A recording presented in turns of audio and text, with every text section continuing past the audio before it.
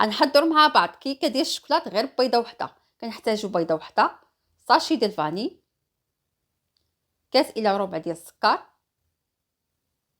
ربع كاس ديال الزيت، كاس ديال دانون يكون في حاره المطبخ، كاس ديال الحليب نعبروه بكاس ديال دانون.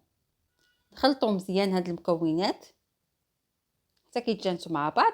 ونحتاجوا الدقيق نغربلوه من قبل، كاس ديال الدقيق الاولاني ونص كاس ديال الدقيق نغربلوه حتى هو. عندنا الشوكولاط غبره اما مر اولا حلو نغربلوه حتى هما، يعني نديرو جوج معالق كبار ديال الشوكولاط، جوج ساشي ديال خميره الحلويات كل وحده فيها 8 غرام، 16 غرام ديال خميره الحلويات. نخلطوا الخليط مزيان. كنشعل الفران من قبل. بعد ما كنخلطوه كنديرو فواحد المول مدهون بالزيت والدقيق، كنرشوا عليه الدقيق كندخلوه الفران. كطيب الكيكه كنخليوها على جنب. كنديرو السلطه اللي فيها كاس الحليب، شويه ديال الشكلاط، شكلاط عادي اولا يعني مخلط فيه الحليب. وكنديرو 3 معالق كبار ديال الكاكاو حلو اولا مر. تنسخنو فوق البوطه حتى كيغلى، ومن بعد كنضيفو ليه فلون.